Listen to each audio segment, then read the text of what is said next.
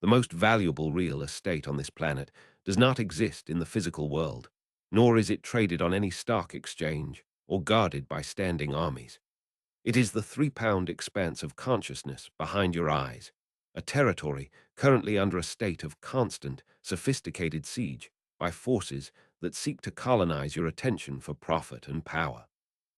In this age of algorithmic manipulation and emotional contagion, your mind is the ultimate prize, the final frontier of a war you likely didn't realize you were drafted into. Most people move through their lives feeling strangely hollowed out, as if their internal resources have been siphoned away by the endless demands of a world that never sleeps. They are reactive, pinballing between manufactured outrages and digital distractions, leaving their inner lives vacant and vulnerable to whoever speaks the loudest or hits the right neurochemical triggers. This erosion of the self is not an accident, but the predictable result of a society designed to keep you looking outward, perpetually seeking the next stimulus to fill a void that only internal order can bridge. To reclaim this territory, one must become a student of a deeper, more resilient way of being, a path that has been walked by emperors and slaves alike. Engaging with a community like the elevated within is a noble first step toward this reclamation, offering a subtle yet powerful invitation to step away from the noise and begin the work of internal architecture. By choosing to prioritize the sovereignty of your own mind, you are initiating a vow to protect your peace from the predatory forces of the modern landscape.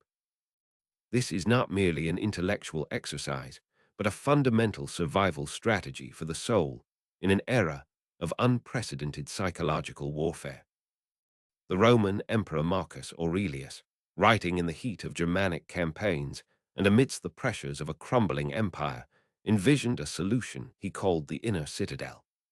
This concept, rooted in the deep soil of Stoic philosophy, was never intended to be a prison of isolation or a way to hide from the complexities of human existence. Instead, the citadel is a fortress of rationality, a mental stronghold where the core of your being remains untouched by the storms of fortune or the malice of others. It is the realization that while you cannot control the winds, you can absolutely control the setting of your sails and the integrity of your hull. The citadel is the space where the logic of the universe meets the individual will, creating a sanctuary that is both impenetrable to outside influence and fully engaged with the truth of reality. In our contemporary world, the invaders of this citadel rarely come with swords and shields. They come with notifications, trending topics, and the subtle pressure of narrative warfare. We live in a landscape defined by the attention economy, a system where your focus is harvested like a raw commodity and sold to the highest bidder. Outrage culture acts as a siege engine, designed to batter down the gates of your composure by triggering your most primitive instincts for tribalism and defense. When you find yourself losing sleep over a comment from a stranger or feeling a surge of cortisol from a headline, the walls of your citadel have been breached. These external forces do not just take your time.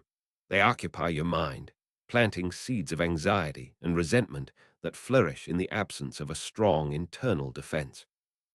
To begin building your walls, you must first understand the fundamental distinction between proherses, your moral will, and fantasia, the impressions that the world thrusts upon you. Your proherses is the only thing that is truly yours, the faculty of choice that allows you to decide how to interpret and respond to every event. Everything else, your reputation, your wealth, the health of your body, and the opinions of others, falls into the category of externals. These externals are the fantasia, the raw data points and sensory inputs that come knocking at your door, demanding entry and emotional payment. The secret to the inner citadel is realizing that an impression has no power over you until you grant it your assent, effectively handing over the keys to your fortress. The moral will is like a master craftsman, capable of taking any raw material, no matter how jagged or ugly, and shaping it into something of use for the character. When an insult is hurled your way, the fantasia is the sound of the words and the social context, but the proherses is the power that decides whether those words are a harm or merely vibrating air. If you believe the insult has hurt you, you have allowed the invader to scale the wall and set fire to your peace. If you recognize that the character of the speaker is their own problem and that your worth is tied to your own virtue, the citadel remains secure. This distinction is the bedrock of Stoic mindfulness, providing a lens through which the chaos of the world becomes a series of neutral events to be processed rather than threats to be feared. Most people live in a state of constant vulnerability because they have never taken an inventory of their walls, leaving wide gaps where external validation and digital noise flow in unchecked. We have been conditioned to believe that our value is a reflection of how others perceive us, making our inner peace a hostage to the whims of the crowd. This need for approval is a Trojan horse, a gift we invite into our most private spaces only to find it filled with the expectations and manipulations of the world. To secure the citadel, you must identify these points of entry and begin the process of closing them, not through bitterness, but through a clear-eyed assessment of what actually matters. You must ask yourself how much of your daily anxiety is rooted in things that you have absolutely no power to change. The digital landscape is specifically engineered to exploit the cracks in our psychological armor, using dopamine loops to keep us tethered to the very things that drain us. Every time you check a feed for a sense of belonging or a hit of relevance, you are essentially outsourcing the maintenance of your citadel to a corporation that profits from your instability. This digital noise creates a constant hum of background radiation that prevents the mind from settling into its natural state of calm and clarity. Mapping out where your peace is currently being breached requires a radical honesty about your habits and the emotional price you pay for your connectivity. It is a process of reclaiming the border between what is you and what is merely the world trying to convince you that you are incomplete. Consider the moments when you feel most reactive, those times when a piece of news or a social interaction leaves you feeling depleted and small. These are the breaches in your fortifications, the places where you have allowed the external world to dictate your internal state. By performing a regular inventory of these walls, you can begin to see the patterns of manipulation that have previously gone unnoticed. You might find that you are giving away your power to a narrative that doesn't serve you, or that you are sacrificing your tranquility for the sake of a validation that is ultimately hollow. This awareness is the beginning of true sovereignty, the first step in transforming a vulnerable mind into a fortress of unshakable reason. Building the inner citadel is not a one-time event, but a continuous practice of vigilance and refinement, a commitment to being the sole commander of your internal landscape.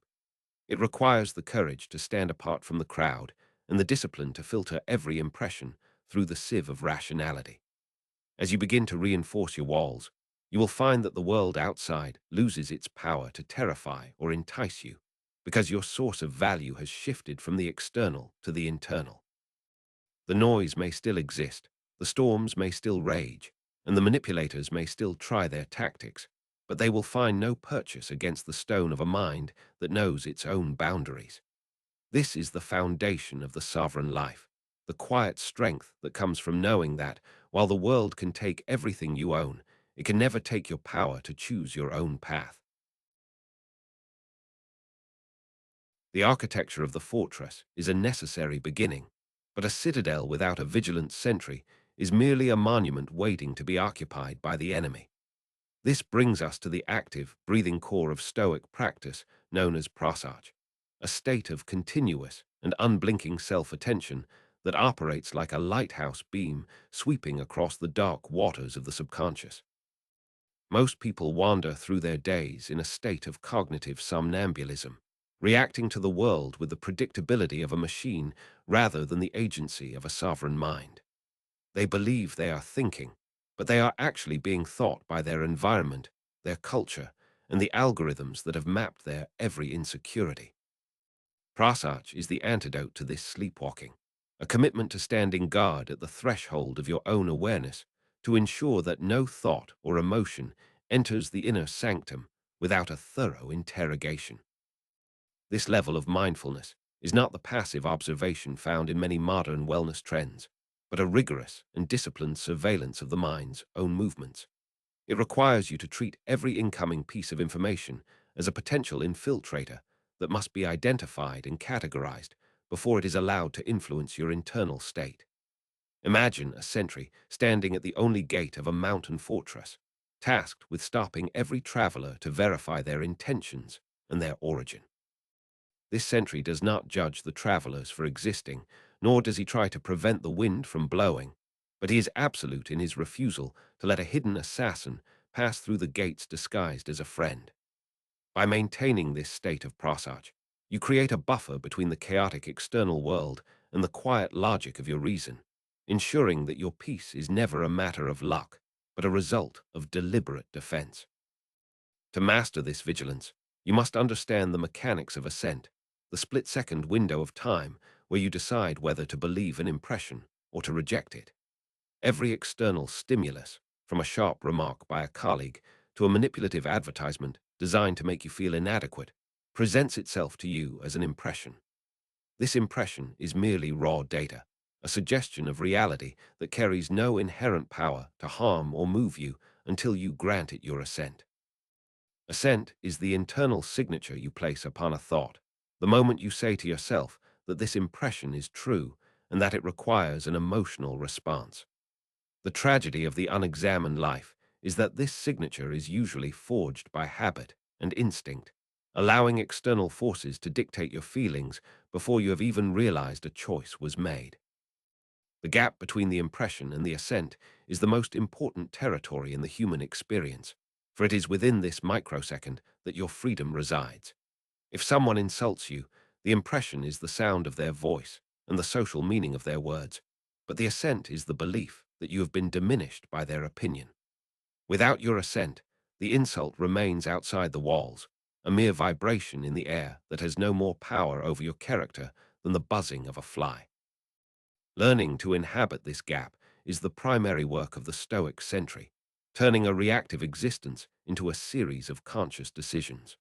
You must learn to catch the impression while it is still standing at the gate, holding it at arm's length to examine its credentials before you allow it to become a part of your internal narrative. The advanced technique for this interrogation is the gatekeeper's challenge, a practice of labeling every incoming thought with clinical precision. When a surge of anxiety or a spark of anger arrives, you do not identify with it, but instead address it directly as a separate entity. You must look at the rising tide of emotion and say to it that you are an impression and not at all what you appear to be. By verbalizing this distinction, you strip the impression of its mask and force it to reveal its true nature as a temporary mental phenomenon rather than an objective truth. This simple act of labeling creates an immediate distance between the observing self and the emotional impulse, preventing the two from merging into a single, uncontrollable reaction. This practice transforms the mind from a chaotic theater of shadows into a laboratory of reason where every hypothesis is tested against the laws of nature. You begin to see that most of the things that cause you distress are not the events themselves, but the stories you tell yourself about those events. The gatekeeper's challenge forces these stories to justify their existence, asking whether they are based on things within your control or whether they are merely shadows cast by external ghosts. If the impression concerns something outside your power, such as the weather, the economy, or the secret thoughts of others, the sentry denies it entry, recognizing it as a distraction from the work of virtue. Through this constant labeling, the inner citadel becomes a place of profound clarity, where only the truth is allowed to take root and grow. This mental discipline has a direct and measurable impact on the biological machinery of the body, specifically in how we manage the fight or flight response. When an external threat is perceived, the amygdala triggers a cascade of hormones that prepare the body for violence or escape, a process that was vital for survival in the wild, but is often catastrophic in the modern social landscape. Stoic logic acts as a cooling agent for this biological fire, using the prefrontal cortex to reframe the perceived threat before the body can fully commit to a stress response. By identifying a manipulative comment or a stressful deadline as a neutral external event, you signal to your nervous system that there is no predator in the room. You are essentially using your reason to override millions of years of evolutionary programming. Maintaining a calm heart rate and clear vision even when the world around you is screaming for panic. Reframing the biological response requires you to see your own physical sensations as impressions that also require interrogation. If you feel your chest tighten or your face flush, the sentry does not conclude that you are afraid or angry, but simply notes that the body is experiencing a certain level of heat and tension. Treat these sensations as data points to be observed rather than commands to be followed, refusing to grant assent to the idea that your physical state must dictate your mental composure. This creates a feedback loop of tranquility where the mind remains steady, which in turn signals the body to return to a state of equilibrium. The result is a profound sense of autarky, a self-sufficiency where your internal climate is governed by your own logic rather than the atmospheric pressure of your surroundings. To truly integrate these skills into the fiber of your being, you must move beyond theory and into the realm of radical practice through the challenge of non-assent. For the next 24 hours, you are called to commit to a total moratorium on emotional reactions to external triggers, acting as a perfect sentry for every waking moment. Every time a notification pings, every time a driver cuts you off, and every time you feel the pull of a digital narrative, you will pause and execute the gatekeeper's challenge. You will look at the impulse and tell it that it is merely an impression, refusing to sign your name to any thought that suggests you are being harmed by something outside your own will. This is not a practice of suppression, but a practice of extreme discernment, choosing to remain a ghost to the triggers that used to haunt your peace. During this period of radical non-assent, you will likely discover just how many times a day you have been unconsciously handing over the keys to your citadel. You will feel the friction of your old habits trying to pull you into the fray, but you will hold your ground at the gate, observing the world with the detached curiosity of a scientist. This exercise is designed to reveal the immense power you have always possessed, but rarely used, the power to remain unmoved by the chaos of the world. By the end of this period, the boundaries of your inner citadel will be clearly defined, and you will begin to understand that your peace is not something that is given to you by the world, but something you actively maintain through the strength of your own attention.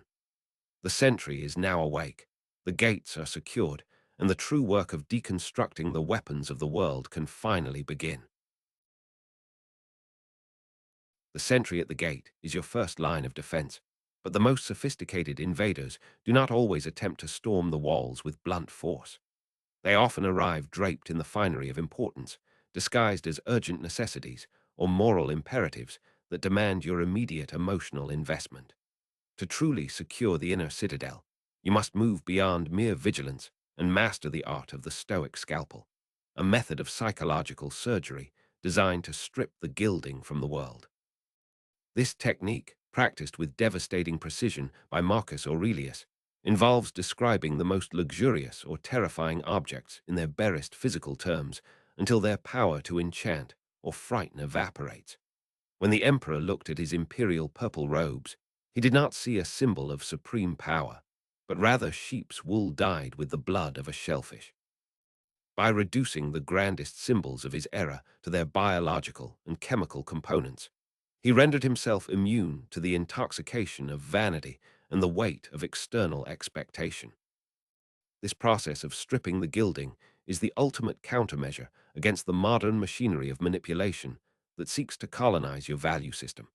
We are currently submerged in a sea of manufactured significance where every product, every political movement, and every social trend is wrapped in layers of high-gloss narrative. A luxury vehicle is marketed not as a collection of steel and glass, but as a vessel for your identity and a marker of your place in the human hierarchy. A viral outrage is presented not as a fleeting digital phenomenon, but as a moral crisis that requires you to sacrifice your peace at the altar of public opinion. The Stoic Scalpel allows you to cut through these layers of sentimental and psychological paint to see the raw materials beneath. When you apply this level of objective analysis, the world loses its ability to pull your strings because you are no longer reacting to the stories people tell you, but to the reality of the things themselves. Consider the landscape of modern marketing and the way it utilizes pixels and data points to construct a digital hall of mirrors designed to keep you in a state of perpetual want. When you see an advertisement curated by an algorithm to exploit your specific insecurities, the scalpel demands that you see it for what it truly is: a calculated arrangement of light-emitting diodes on a glass screen. You are not looking at a lifestyle or a solution to your inner emptiness, but at a series of mathematical probabilities translated into visual stimuli to trigger a specific neurochemical response. By describing the experience in these sterile, physical terms, you break the spell of the narrative and regain your footing as a rational observer. The urgency of the offer and the polished beauty of the imagery are revealed as mere tools of influence, as weightless and hollow as the air that carries them. This same clinical detachment must be applied to the more intimate and painful forms of manipulation found in toxic interpersonal dynamics. When a person attempts to use a guilt trip to coerce your behavior, they are essentially wrapping their demands in a heavy shroud of emotional significance. To the unpracticed mind, this feels like a direct assault on the heart, a heavy burden of shame that demands immediate relief through compliance. The Stoic practitioner, however, uses the scalpel to reduce the interaction to its most basic physical reality: vibrating air and specific vocal frequencies. You observe the person moving their facial muscles to create a certain expression and hear the sound waves hitting your eardrum, but you refuse to accept the narrative of guilt they are trying to attach to those physical events. By stripping away the emotional coloring, you perceive the manipulation as a neutral external phenomenon, no more inherently harmful than the sound of a distant thunderclap. This rigorous practice of forming a comprehensive, objective grasp of a situation is known as phantasia cataleptic, or the cognitive impression that is so clear it cannot be doubted. It is the ability to see a thing exactly as it is, without the distortion of your own fears, desires, or the social conditioning that has been forced upon you. Most of our suffering arises not from the things themselves, but from the value judgments we layer on top of them like thick, suffocating blankets. We call a situation a disaster or a person an enemy, and in doing so, we give those things the power to disturb our internal order. Phantasia cataleptic requires you to peel back these labels until you are left with the bare, unadorned truth of the moment. When you achieve this level of clarity, you find that the world is filled with many things that are indifferent and very few things that actually have the power to touch the integrity of your soul. The manipulator's greatest weapon is often your own virtue, as they seek to find the handles of your kindness and loyalty to pull you in directions that serve their interests. They identify the parts of your character that are most noble and attempt to turn them into vulnerabilities, using your desire to be a good person as a hook for their narrative. This is the Trojan horse of the psychological landscape, a gift of perceived moral alignment that contains the seeds of your own subversion. You might feel a sense of duty to help someone who is intentionally draining your resources, or a sense of loyalty to a cause that has long since abandoned its integrity. To defend the Citadel, you must recognize that your virtues belong to your own reason and are not debts you owe to those who would use them against you. By stripping the gilding from these social traps, you see that true kindness is never a product of coercion, and true loyalty is never a mandate for self-destruction. To master the use of the scalpel, you must engage in a practice called the Dissolution Drill, a systematic dismantling of your current anxieties into their raw components. Take a situation that is currently causing you distress, perhaps a fear of professional failure or the sting of a public misunderstanding, and begin to describe it using only physical and objective language. If you are worried about a difficult meeting, strip away the concepts of status and judgment and see it as a collection of biological organisms sitting in a room made of processed wood and minerals. See the words being spoken as fleeting disturbances in the atmosphere and the documents on the table as flattened plant fibers marked with ink. As you break the situation down into these non-threatening physical parts, the heavy weight of the anxiety begins to dissolve, leaving behind a manageable reality that you can navigate with logic. The dissolution drill reveals that the terrifying giants we face in our minds are often just shadows cast by very small and mundane objects. We spend our lives fleeing from phantoms that have no physical substance, exhausting our internal resources in a battle against narratives that only exist because we give them our assent. When you reduce a social rejection to the mere fact of certain people not being in your physical proximity, the sting of the event loses its poison. You realize that your character and your capacity for virtue remain entirely intact, regardless of the physical movements or vocalizations of others. This is the ultimate freedom provided by the inner citadel, the realization that you are the only one who can truly harm you by allowing your reason to be corrupted by false impressions. The world can provide the raw material of your life, but you are the only one who can decide what that material means. This stripping of the gilding extends even to our perception of time and the way we allow the past and future to breach our current peace. We often wrap our memories in layers of regret or our expectations in layers of dread, creating a narrative of a life that is either failing or under constant threat. The Stoic Scalpel cuts through these temporal illusions, reminding us that the past is nothing more than a series of impressions that no longer exist, and the future is a collection of possibilities that have not yet arrived. All that truly exists is the present moment, a slim sliver of time where your reason is currently operating and where your citadel is actually located. By reducing your life to this single, manageable point of focus, you strip away the overwhelming weight of a lifetime and find the strength to handle the task that is right in front of you. The more you practice this objective representation, the more you will notice the subtle ways the world tries to regild your reality to regain its influence over you. You will see the way news cycles use emotive language to trigger your survival instincts, and the way social media platforms use color and motion to keep your eyes locked on the screen. Each of these is an attempt to paint over the raw facts of existence with a layer of artificial importance that demands your attention. By maintaining your commitment to Fantasia cataleptic, you become a ghost in the machine of the attention economy, a person who sees the wires and the pulleys behind every spectacle. You move through the world with a quiet, observant power, no longer a consumer of narratives, but a judge of truth. This clarity is the bedrock of your sovereignty, ensuring that your internal state is never again a casualty of an external story. As you refine your ability to see the world in its barest terms, you will find that your interactions with others become more honest and less burdened by the weight of projection. You no longer need people to play specific roles in your personal drama because you have dismantled the theater itself in favor of a clear-eyed appreciation of reality. You see people as they are, struggling with their own impressions and driven by their own internal logic, rather than as villains or heroes in your story. This detachment is not a lack of empathy, but the highest form of it, as it allows you to engage with others without the distortion of your own needs and fears. You become a stable point in a world of reactive chaos, a person who cannot be manipulated because there is nothing left for the manipulator to grab onto. The gilding has been stripped, the raw materials of life are laid bare, and the inner citadel stands as a monument to the power of an unadorned mind. The discipline of the scalpel also prepares you for the inevitable moments when the world attempts to use physical pain or material loss as a means of breaking your spirit.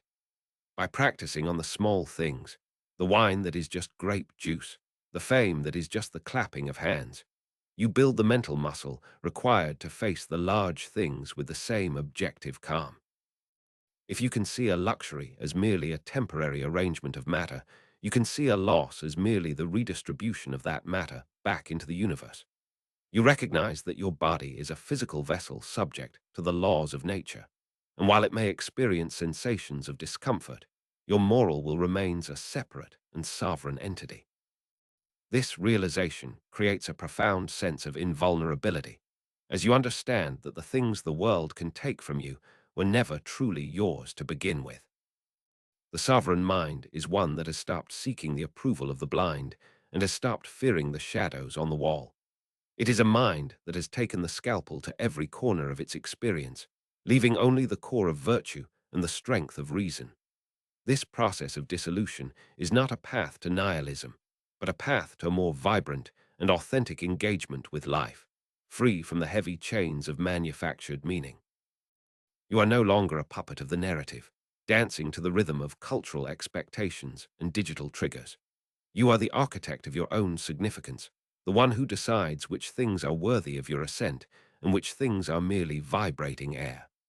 The walls are high, the sentry is alert, and the tools of the world have been dismantled and laid out for your inspection.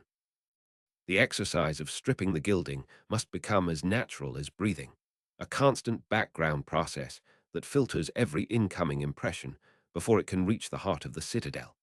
When you walk through a crowded city or scroll through a digital feed, you should be practice identifying the raw physical reality behind the social noise.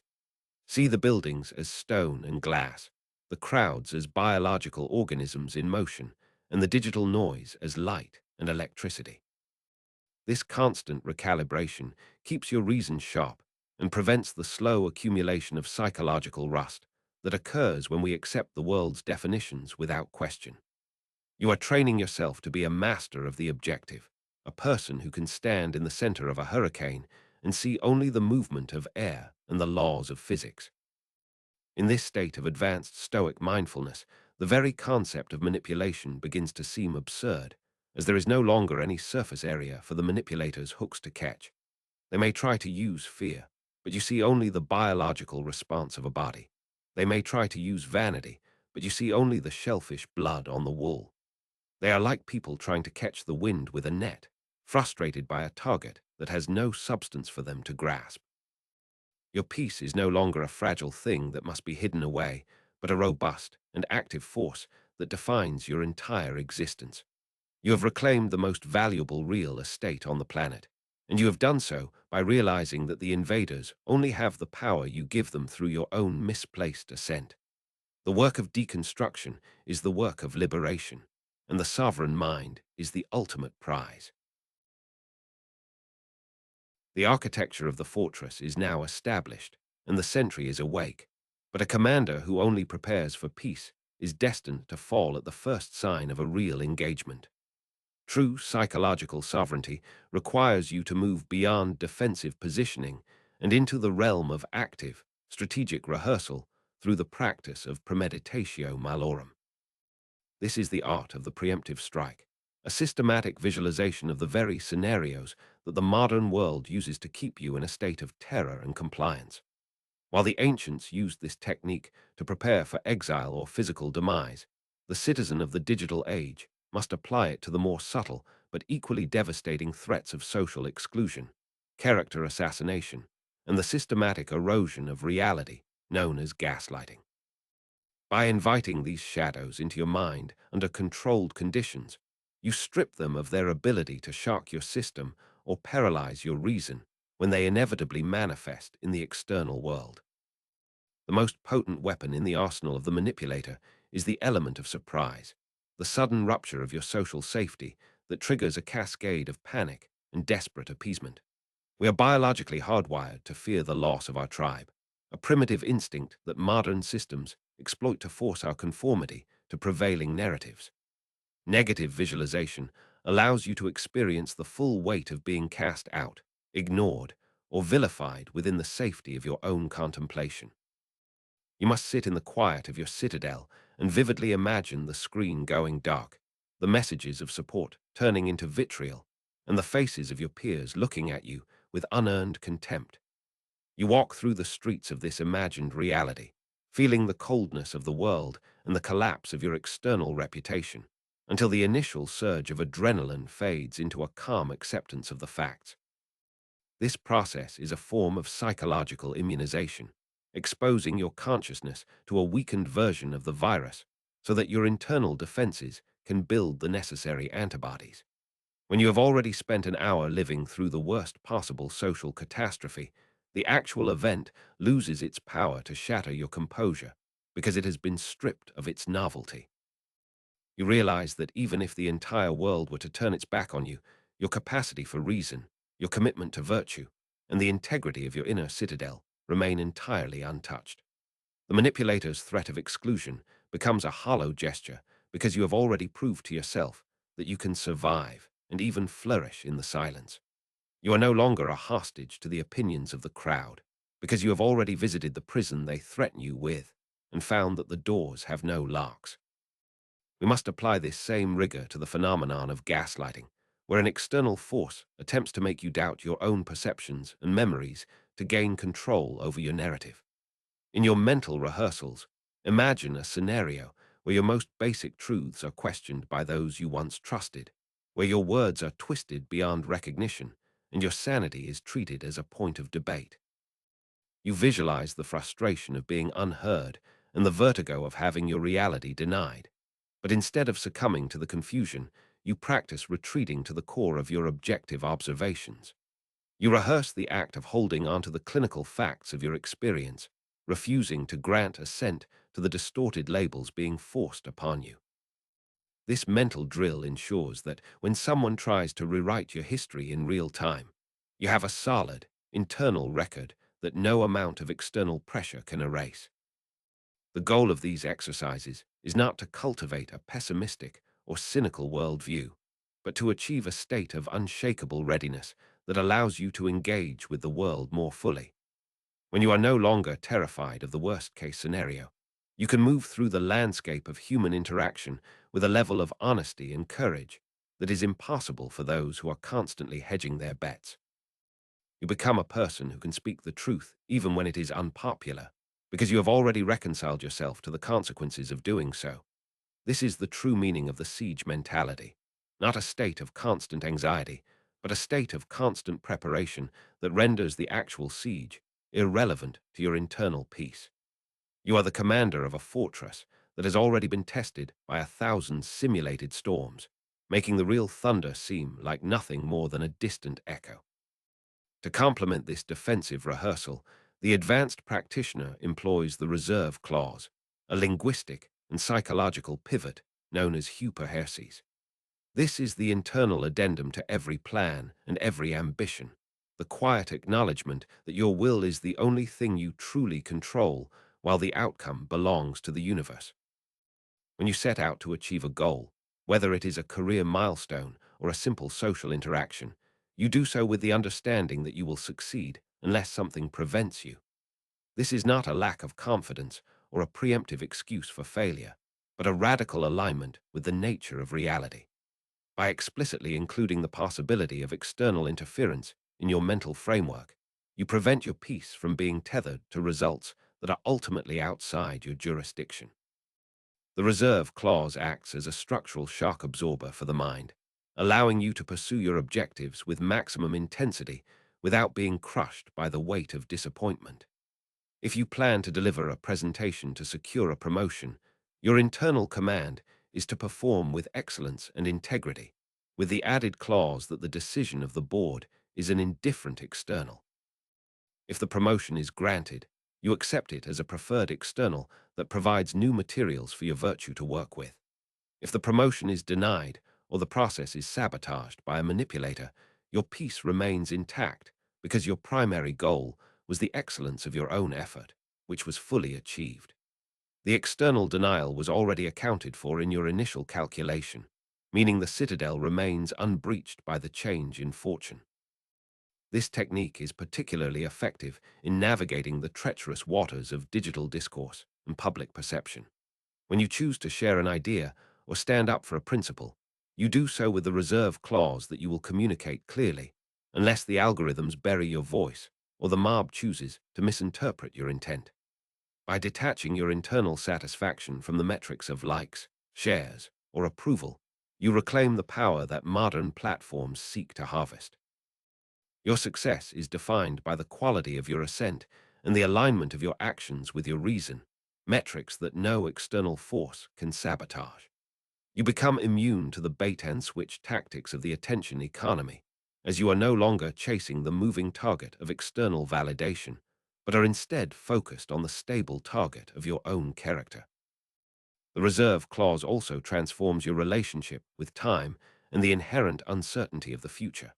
Most people live in a state of constant low-level dread, perpetually worried that their plans will be derailed by circumstances beyond their control. This dread is a leak in the inner citadel, a constant drain on the resources required for the present moment. By adopting the hyperheresis, you accept that the future is a tapestry of variables that you can influence but never dictate.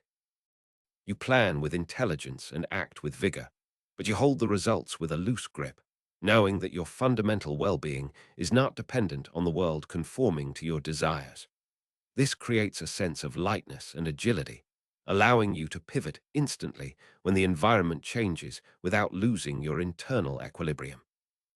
In the heat of a real-world psychological assault, when the noise is at its loudest and the pressure to conform is reaching its peak, you must be able to deploy a crisis protocol. This is a predetermined sequence of internal actions designed to stabilize the citadel when it feels under heavy fire. The first step is the immediate cessation of all external output, a tactical silence that prevents you from reacting out of instinct or fear. You pull your attention back from the fray and focus entirely on the rhythm of your own breath, using the body as an anchor to remind yourself that you are still alive and your reason is still functioning. This pause is not an act of cowardice, but a strategic withdrawal to the high ground of your own mind, where the view is clearer and the air is cooler. Once you have achieved this initial stability, the second step of the protocol is the clinical labeling of the assault. You look at the words being hurled at you, the threats being made, or the social pressure being applied, and you describe them in the most neutral, physical terms possible. You tell yourself that these are merely impressions hitting the gates, a collection of vocalizations and digital pixels that have no inherent power to harm the core of your being. You refuse to call the situation a disaster or a crisis, instead identifying it as a challenge to your character and an opportunity to practice the very skills you have been honing.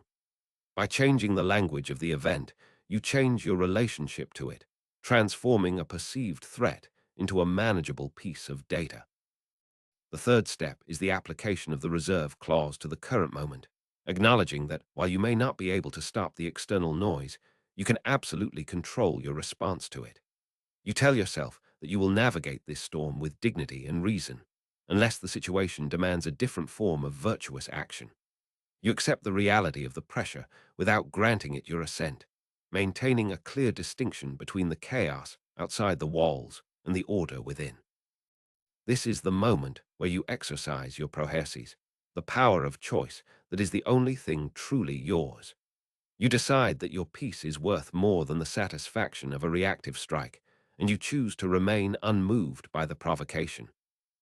Finally, the protocol concludes with the realization that the siege itself is the very friction required for your growth as a sovereign mind. Without the challenge of manipulation and the pressure of the world, your citadel would be nothing more than a theoretical construct, an untested monument to a peace that has never been challenged. The invaders, through their malice or their ignorance, are unknowingly serving as the trainers for your soul, providing the resistance necessary to build the muscles of your reason.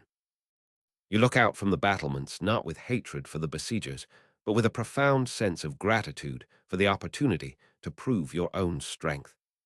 This inversion of the value system is the ultimate defense, as it turns every weapon used against you into a tool for your own elevation.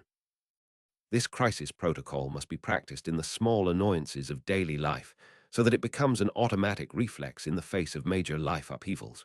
When you are stuck in traffic or dealing with a minor digital glitch, you execute the steps: silence, labeling, the reserve clause, and the embrace of the friction. You are building the neural pathways of resilience, ensuring that when the stakes are high, your mind knows exactly where to go and what to do. The goal is to reach a point where there is no longer a delay between the impression and the protocol, where your composure is so deeply integrated that the world can no longer find a way to disturb it.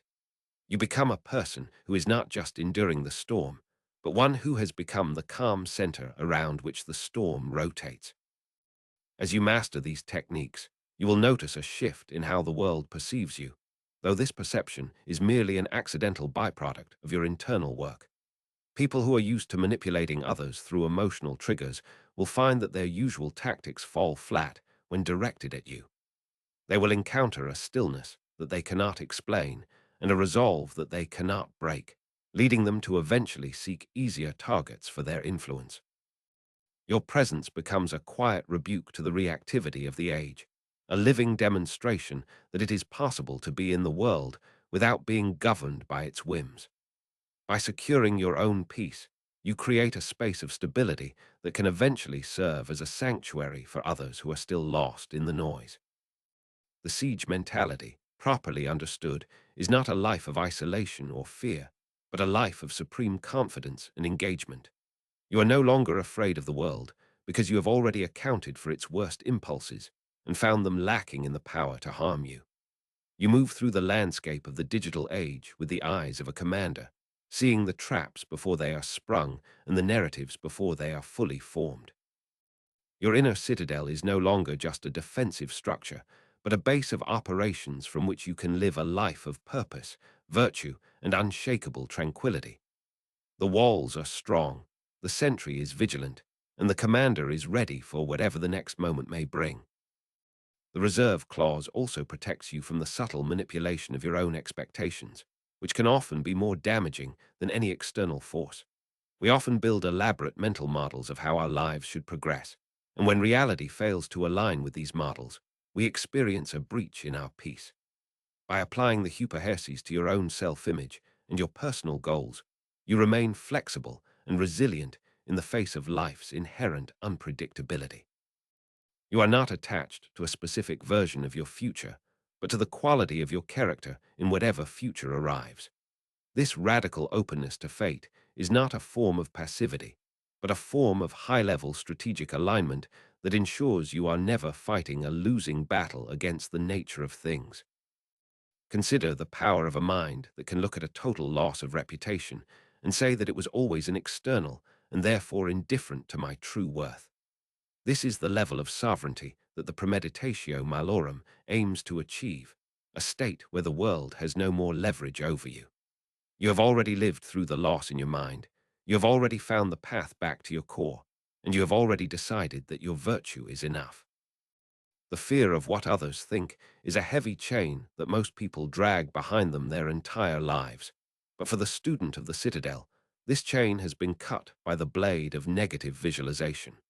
You are free to act according to reason, unburdened by the need to protect an image that was never truly yours to begin with. This freedom allows you to engage in the world with a level of authenticity that is rare in an era of curated identities and social performance. When you are no longer trying to prevent the siege, you can focus all of your energy on the work that truly matters.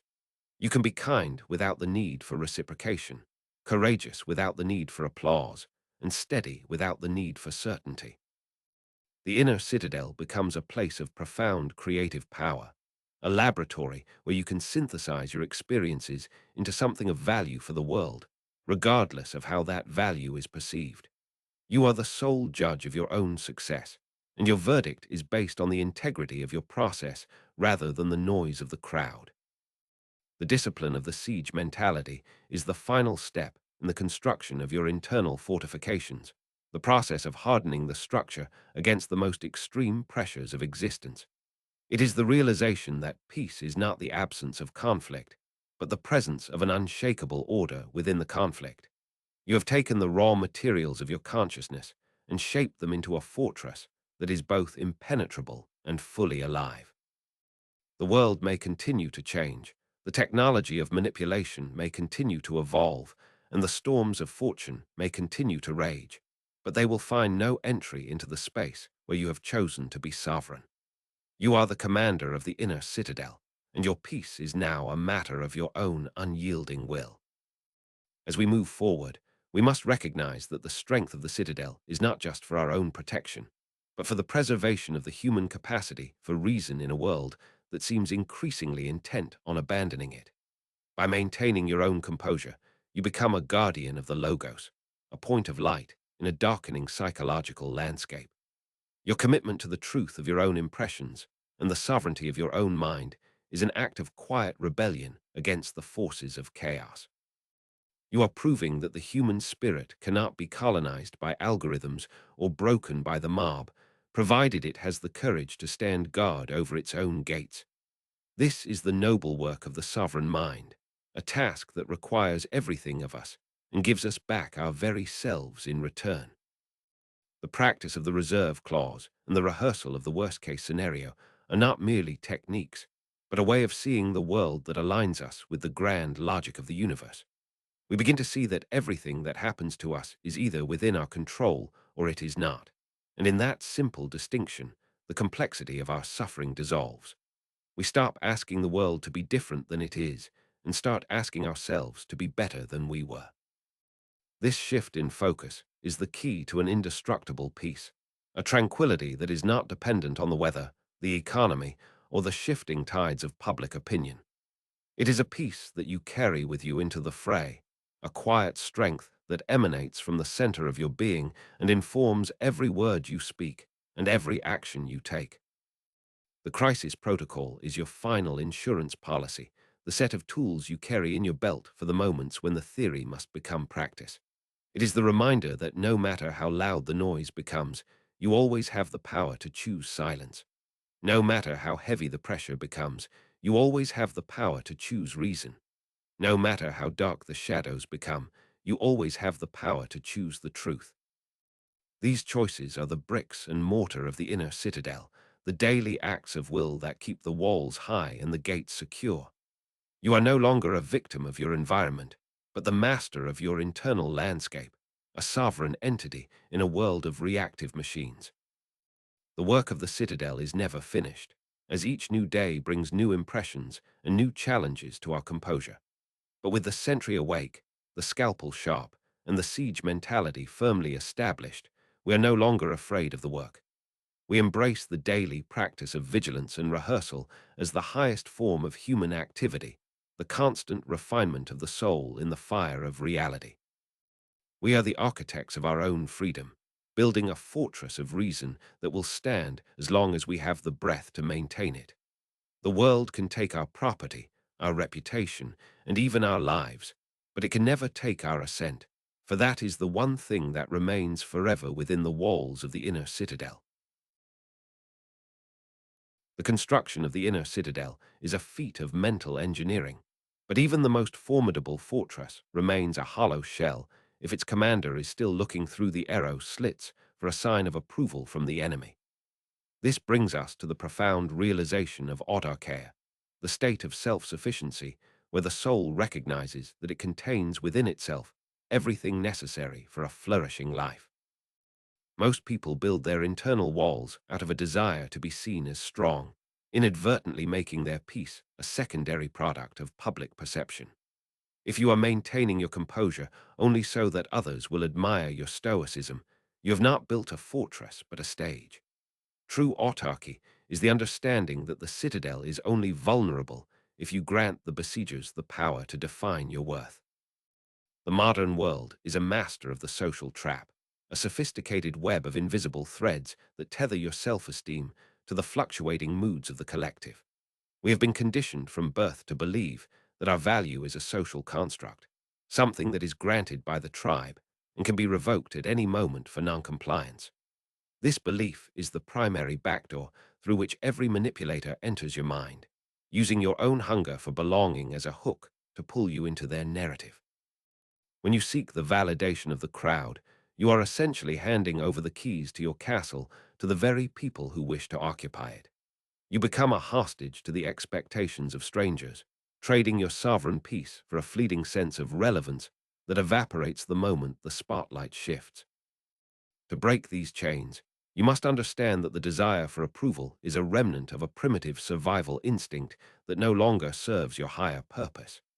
In the ancestral past, being cast out of the tribe meant physical death, so the mind developed an exquisite sensitivity to social cues and criticisms. Today, the manipulator exploits this ancient fear, using digital ostracism and public shaming as the modern equivalent of exile. They want you to feel that your survival depends on their favorable opinion, creating a state of perpetual anxiety that keeps you reactive and compliant. Reclaiming your autarky requires you to look at the mob and realize that their judgment has no more power to harm your character than the passing of a cloud has to harm the sun. The realization of self-sufficiency is the ultimate act of psychological liberation, as it shifts the source of your light from an external sun to an internal fire. You begin to see that the opinions of others are merely external events, no different from the weather or the movement of the tides. If 1,000 people praise you, your character does not become more virtuous. If 1,000 people condemn you, your character does not become more flawed. Your worth is a constant, determined solely by the integrity of your own choices and the clarity of your own reason. By severing the link between your peace and the world's applause, you render the weapons of the manipulator completely obsolete. When the pressure of the modern landscape feels like it is closing in on the walls of your citadel, you must employ the view from above. This is an advanced exercise in perspective that involves mentally lifting your consciousness out of your immediate surroundings and expanding your view to a cosmic scale. You begin by seeing yourself in your room, then the building, then the city, watching as the frantic movements of people become like the scurrying of ants. You continue to rise until the continent is a patch of color and the earth itself is a pale blue dot suspended in the vast, silent theater of the stars. From this height, the grandest influencers, the loudest critics, and the most sophisticated manipulators are reduced to microscopic points of light in an infinite darkness. This shift in scale is not intended to diminish the value of your life, but to shrink the perceived power of the forces that seek to control you. The social dramas that keep you awake at night are revealed as fleeting disturbances in a tiny corner of the universe, occupying a fraction of a second in the timeline of eternity. You see that the empires of the past have crumbled into dust, and that the current narratives of the day will be forgotten before the next season turns. The view from above provides a radical clarity, allowing you to see that the only thing of lasting significance is the quality of your own mind in this present moment. By grounding yourself in the cosmic reality, you make it impossible for the petty grievances of the world to breach your composure. The manipulator thrives in the small, cramped spaces of the ego, where every slight feels like a catastrophe and every trend feels like a mandate. By constantly expanding your perspective, you deny them the environment they need to operate, as their threats and promises cannot survive the cold light of the stars. You realize that you are a citizen of the cosmos first, and a member of a social hierarchy second, making the rules of the latter feel arbitrary and thin. This cosmic detachment is the bedrock of the sovereign mind, providing a sense of scale that protects you from the emotional contagion of the masses. You move through the world with the quiet confidence of someone who has seen the beginning and the end of all things, and found that peace remains the only rational choice. Inverting your value system is the next critical step in securing the citadel, a transition from result-oriented metrics to character-oriented success. Most people are taught to measure their lives by the outcomes they achieve, the wealth they accumulate, the titles they hold, and the influence they wield. These are all external goals that depend on 1,000 variables beyond your control, making your happiness a matter of luck and the whims of others. A manipulator will always target these external desires, promising you the result you crave in exchange for your autonomy or threatening to take it away if you do not comply. To be truly autarkic, you must redefine success as the excellence of your own effort and the purity of your own intent. When you shift your focus to character-oriented success, you become the sole judge and jury of your own life. Your goal is no longer to win the promotion, but to work with such integrity and skill that you are worthy of it, regardless of whether it is granted. Your goal is not to be loved by everyone, but to act with such kindness and justice that you are deserving of love, even if you are hated. This inversion makes you invincible to external manipulation, because you have removed the handles that others used to pull you. If your success is defined by your own virtue, no one on this planet has the power to make you a failure. This change in perspective transforms every interaction into a training ground for your soul rather than a competition for status. If someone treats you with malice, the result-oriented mind feels a loss of face and a need for retaliation to restore its image. The character-oriented mind sees an opportunity to practice patience and the reserve clause, recognizing that the other person's behavior is an external event that cannot touch its internal worth. You are no longer fighting for crumbs of validation from the table of the world. You are feasting on the solid bread of your own self-respect. This is the true meaning of the sovereign life, where your internal state is a direct reflection of your own will rather than a reaction to the environment. The digital landscape is specifically designed to prevent this inversion, keeping you locked in a cycle of external metrics like likes, views, and followers. These platforms act as a giant, collective scoreboard that encourages you to outsource your sense of self to the algorithm and the crowd. To break this addiction and recalibrate your internal compass, you must periodically commit to a period of social silence or a digital fast. This is not a passive break from technology, but an active tactical withdrawal into the depths of your own citadel. By cutting off the constant stream of external input, you force your mind to find its own rhythm and to listen to its own voice once again. During this period of silence, the withdrawal symptoms of the ego will become apparent as the mind searches for its accustomed hits of social dopamine. You may feel a sense of irrelevance, a fear of missing out, or a strange anxiety that you no longer exist if you are not being perceived by others. These feelings are the dying gasps of the social trap, the final attempts of the external world to reassert its control over your consciousness. You must sit with these sensations and observe them with the clinical detachment of the Stoic Scalpel, recognizing them as impressions that have no basis in reality. In the absence of the noise, you will begin to rediscover the quiet strength of your own reason, a compass that has been buried under layers of cultural debris. Social silence allows you to perform a deep audit of your internal motivations, asking yourself how many of your daily actions are driven by a genuine sense of virtue and how many are merely performances for an imagined audience. You will find that much of your stress is rooted in the maintenance of a social image that does not actually exist anywhere except in the minds of others. As you strip away these performances, you find a profound sense of lightness and clarity, as if a heavy weight has been lifted from your shoulders. You are no longer carrying the expectations of the world, and in that freedom, the true architecture of your citadel becomes visible. This recalibration is essential for anyone who wishes to live as a sovereign commander in the modern age. When you eventually return to the digital and social world, you do so not as a seeker of validation, but as a visitor from a higher plane.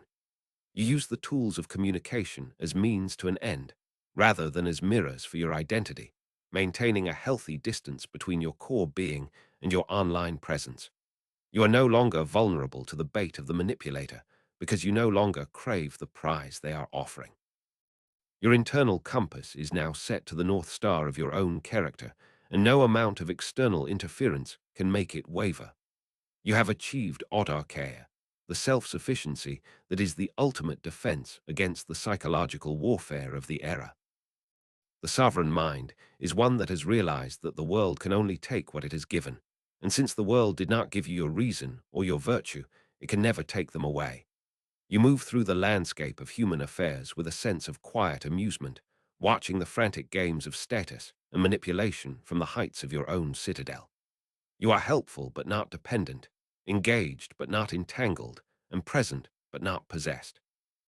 This is the state of being that the Stoics called the only true freedom, a liberty that exists within the mind regardless of the physical or social circumstances. You have built your walls, you have awakened your sentry, and you have finally realized that the king of the castle is you. The transition from a reactive life to a sovereign one is not a destination, but a continuous process of refinement and vigilance. Every day, the world will attempt to offer you new keys to your own subversion, disguised as urgent news, social trends, or personal slights. Your task is to recognize these for what they are, external impressions that require your assent to have any power.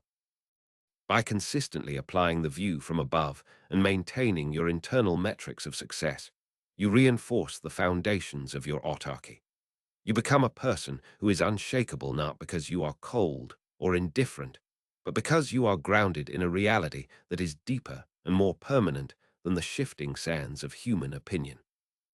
This level of psychological self-sufficiency creates a powerful ripple effect in the world around you, as people are naturally drawn to the stability of a mind that cannot be moved.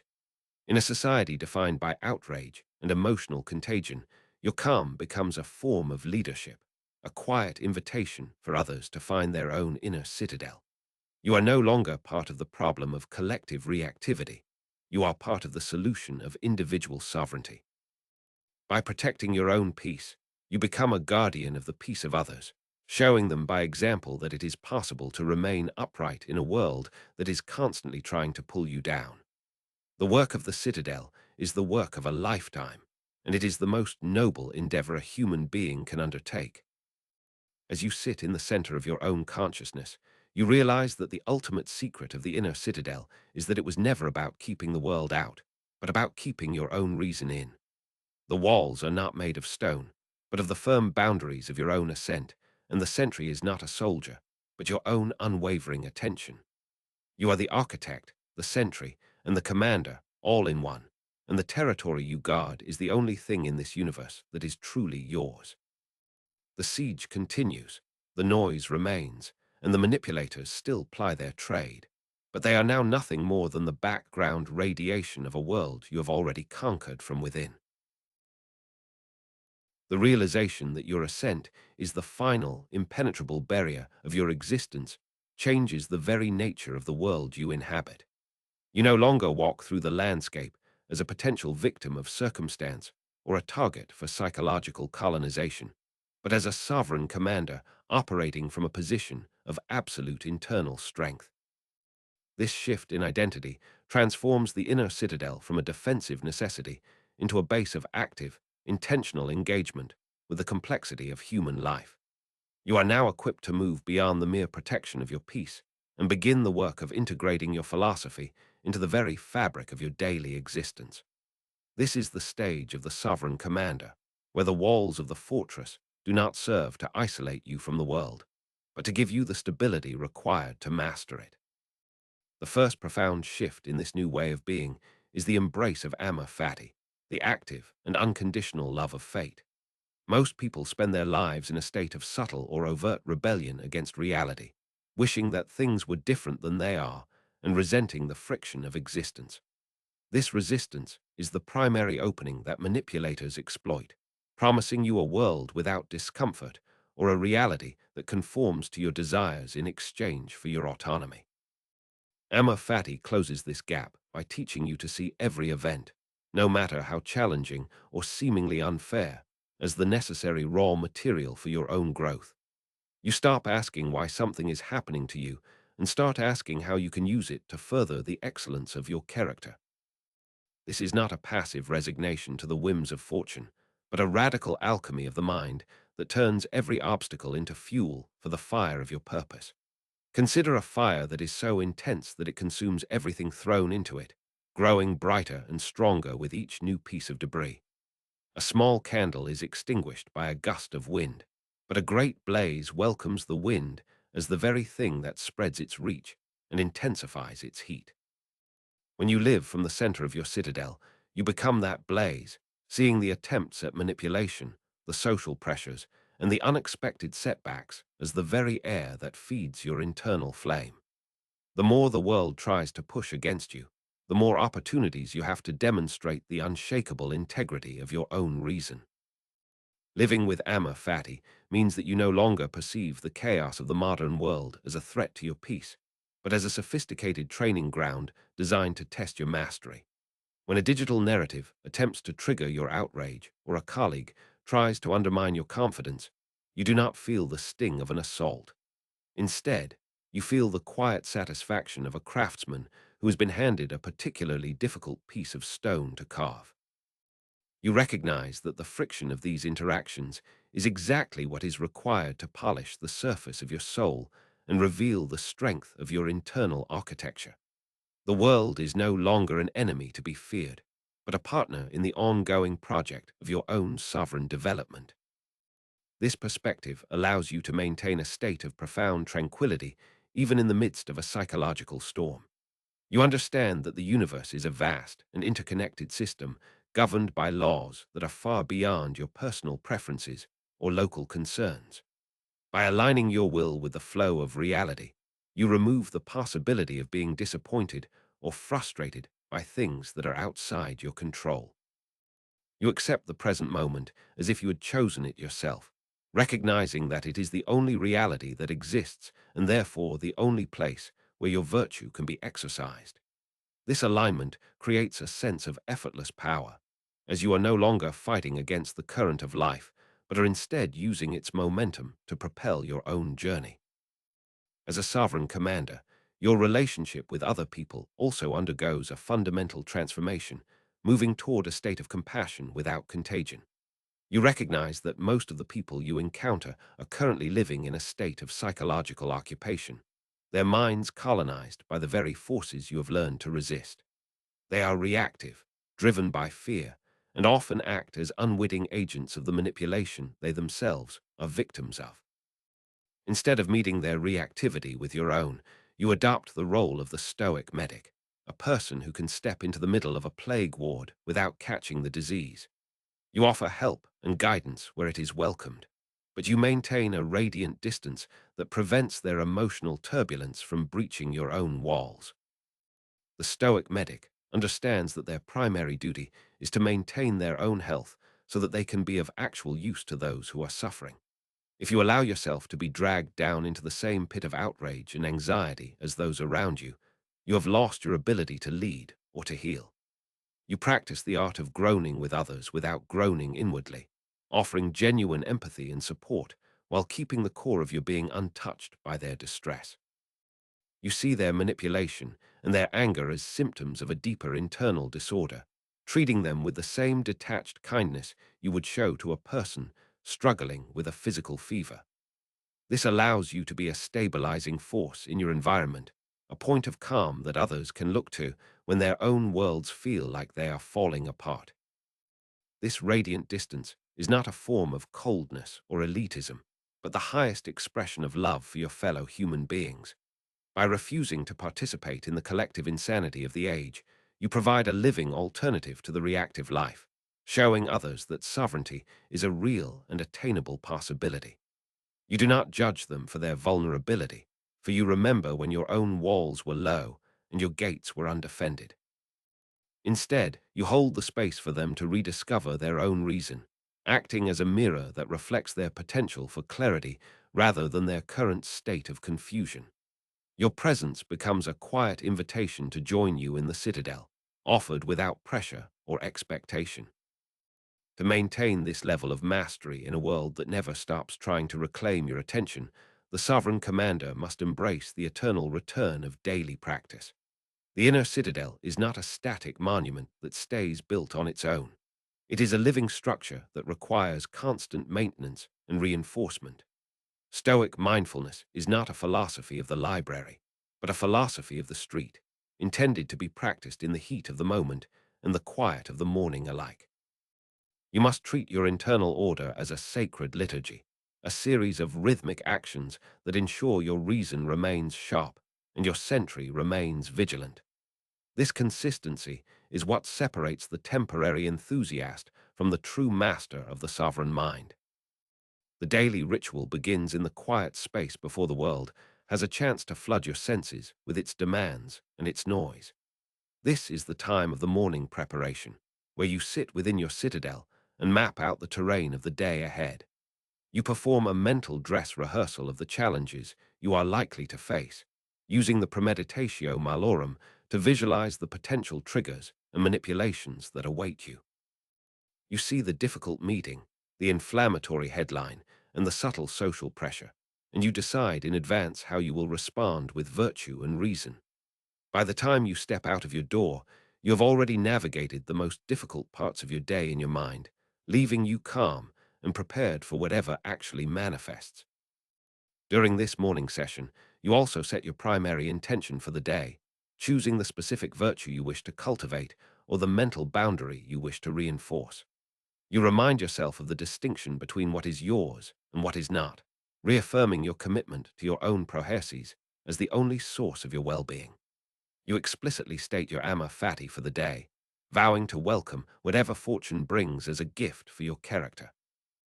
This preparation creates a powerful internal momentum that carries you through the noise of the world, acting as a psychological shield that deflects the first waves of external influence. You are not entering the fray as a reactive observer, but as a deliberate architect of your own experience.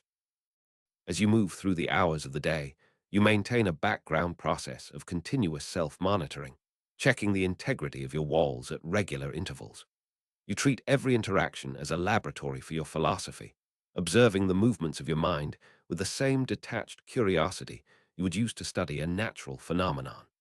When you feel the first stirrings of a reactive emotion, you do not suppress it, but instead bring it into the light of your reason for interrogation.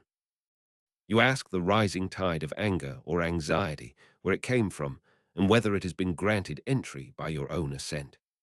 This constant vigilance prevents the slow accumulation of psychological rust that occurs when we allow ourselves to drift back into the habits of the unexamined life.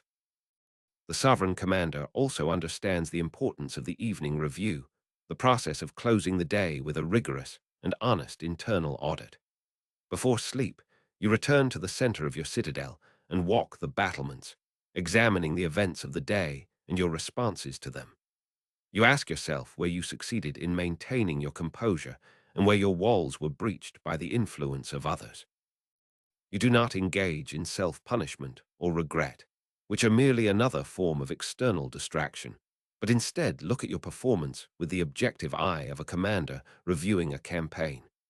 You identify the patterns of manipulation that you missed and the moments where you handed over your power to an external narrative. This evening audit is the key to the eternal return, ensuring that every day becomes a stepping stone to a higher level of mastery. You learn from your mistakes without being burdened by them, using the data of your own experience to reinforce the weak points in your fortifications. You acknowledge the progress you have made, no matter how small, and you reaffirm your commitment to the sovereign path. By ending your day in this state of clarity and self-reflection, you ensure that your mind remains a place of order even in the depths of sleep. You are preparing the ground for the next morning's preparation, creating a continuous loop of growth that the world has no power to interrupt. Living as a sovereign commander in the digital age requires an advanced understanding of the attention economy and its sophisticated methods of psychological siege. You must recognize that your focus is the primary currency of the modern world, and every platform you engage with is engineered to harvest that currency for profit. To protect the Citadel, you must become a ghost in the machine, a person who uses technology without being used by it.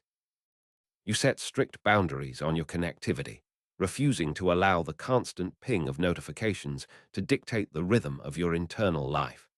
You treat your digital feed not as a source of truth or identity, but as a stream of raw data that must be filtered through the sieve of your own reason. When you encounter the manufactured outrages and the polarized narratives that define the online landscape, you do not allow them to draw you into the fray. You see the machinery of emotional contagion at work, recognizing the way certain words and images are designed to bypass your logic and trigger your primitive instincts. Instead of reacting, you use the Stoic Scalpel to strip the gilding from the digital noise, reducing the viral moment to its barest physical components. You see the pixels, the algorithms, and the corporate interests behind the screen, and you refuse to grant them your assent. You are the one who decides what is worthy of your attention, and you guard that attention with the same ferocity that a commander guards the gates of a fortress. This level of digital sovereignty allows you to remain informed without being infected, engaging with the world's information while keeping your internal peace intact. You seek out diverse perspectives, not to find a tribe to belong to, but to challenge your own impressions and sharpen your understanding of reality. You are no longer vulnerable to the echo chambers and the narrative warfare that traps so many others in a state of perpetual conflict. Your mind is a territory that cannot be colonized by any ideology or algorithm, because it is governed by the laws of your own reason and the principles of your own virtue. You move through the digital world as a sovereign entity, taking what is useful and leaving the rest outside the walls. The promise of the sovereign mind is not that you will never experience pain, loss, or the malice of others, but that none of these things will ever be able to take your peace without your permission. You have realized that while the world can take your property, your reputation, and even your physical life, It can never take your power to choose how you interpret and respond to your circumstances. This is the ultimate fortress, the final frontier of human freedom that no army can conquer and no technology can subvert. By cultivating the inner citadel, you have reclaimed the most valuable real estate on the planet and established a kingdom that is entirely your own. You are no longer a leaf blown by the winds of fortune, but the mountain that the winds must flow around. This sovereignty is the foundation of a life that is truly flourishing, a state of being that is characterized by a profound sense of purpose and a quiet, unshakable joy. You are no longer searching for happiness in the external world because you have found the source of it within the integrity of your own character. You are free to love, to work, and to create with a level of intensity and honesty that is impossible for those who are still chasing the approval of the crowd. Your life is no longer a reaction to the world, but a contribution to it, a deliberate expression of the virtues you have cultivated within your walls. This is the manifesto of the sovereign mind, a declaration of independence from the forces of manipulation and a commitment to the path of reason.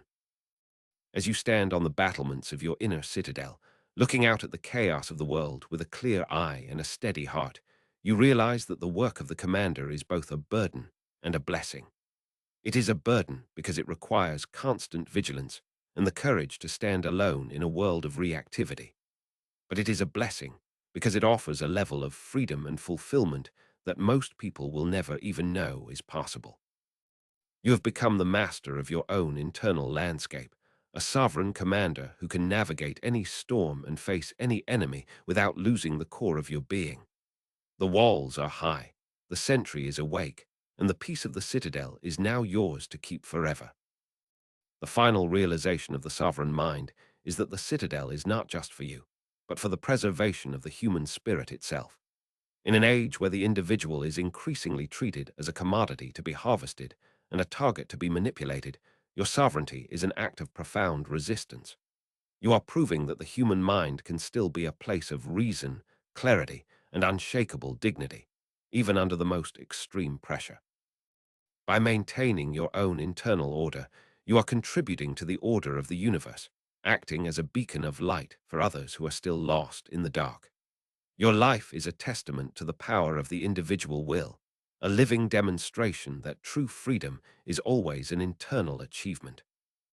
Commander of the Citadel knows that the siege will never truly end, for as long as there is a world, there will be forces that seek to control and define you. But the commander also knows that the siege has no power over the one who has stopped fearing it. You have turned the world's weapons into your tools, its friction into your fuel, and its chaos into your training ground. You are no longer waiting for the world to change so that you can be at peace.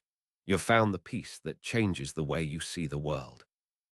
This is the ultimate sovereignty, the quiet strength of a mind that knows its own boundaries and recognizes its own infinite potential.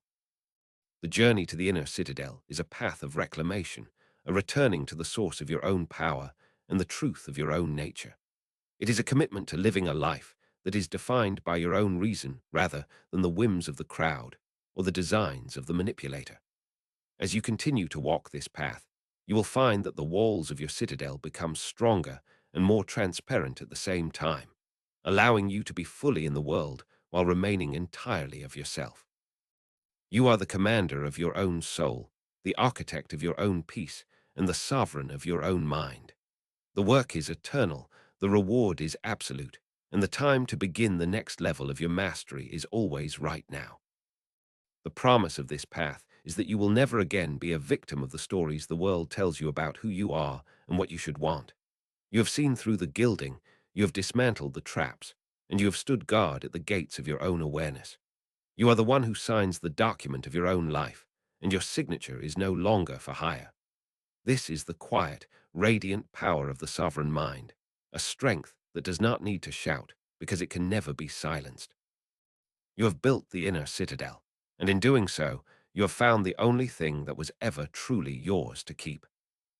Maintaining this sovereignty is the highest form of self-care, a radical prioritization of your internal health over the demands of a world that profits from your depletion. You recognize that your peace is the foundation of everything else you wish to achieve, and you refuse to sacrifice it for any external prize. This commitment creates a sense of profound stability that allows you to act with clarity and decisiveness in every area of your life. You are no longer paralyzed by the fear of making a mistake or the anxiety of being judged, because your value is not tied to the outcome of your actions. You are the commander of the process, and the process is the reward. As you look forward to the challenges and opportunities of the future, you do so with the confidence of someone who has already secured the high ground. You know that no matter what happens, you have the tools and the discipline required to maintain your internal equilibrium. You are prepared for the heights of success and the depths of failure, recognizing both as temporary impressions that have no power over your character. You are the sovereign commander of the inner citadel, and your journey has only just begun. The walls are strong, the sentry is vigilant, and the peace you have cultivated is now the unshakable foundation of your life.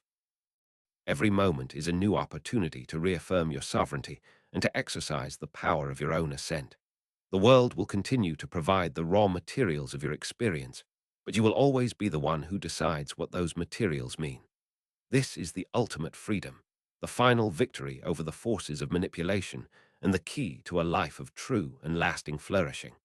You have reclaimed your mind, you have secured your peace, and you have become the sovereign commander of your own existence. This is the promise of the inner citadel, and it is a promise that you have the power to keep for as long as you choose to stand guard. The work of building and maintaining the inner citadel is the most important labor you will ever perform, for it is the work of creating a self that can withstand the storms of time. It is a labor of love, a commitment to the highest potential of your own reason and the deepest integrity of your own soul. As you continue to refine your practice and reinforce your walls, you will find that the peace you have cultivated becomes a source of strength for everyone you encounter. You are no longer just protecting yourself. You are becoming a guardian of the human capacity for sovereignty in a world that desperately needs it. This is the noble path of the sovereign mind, and the gates are open for you to lead the way. The sovereign commander lives with a quiet intensity, a focus that is directed inward toward the mastery of the self and outward toward the service of virtue. You are no longer distracted by the trivialities of the age or the manufactured crises of the day, for your attention is anchored in the reality of the present moment. You move through the world with a sense of purpose and a clarity of vision that is rare and powerful, a living embodiment of the Stoic ideal. Your inner citadel is a place of profound light and unshakable order, a sanctuary that remains untouched by the darkness of the world. You have found your home within yourself, and you have become the master of your own fate. This mastery is the ultimate prize of the Stoic path, the realization that you are the only one who can ever truly harm you or help you. By taking full responsibility for your own internal state, you have achieved a level of independence that the world can neither give nor take away.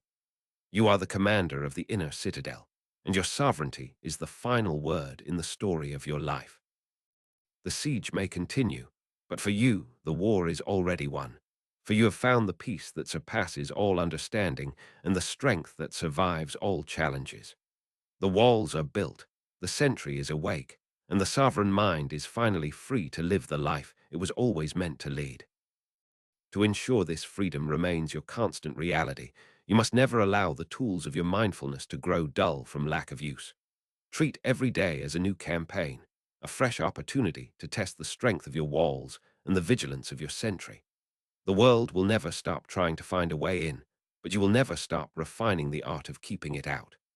This is the eternal return of the sovereign commander, a life of continuous improvement and unyielding integrity. You are the architect of your own destiny, and the inner citadel is the monument to your triumph over the forces of manipulation. If you are ready to fully claim this territory and lead from the center of your own peace, then the work continues with every breath you take and every choice you make. Subscribe to join our community of sovereign minds as we continue to explore the depths of internal architecture and the power of the elevated within.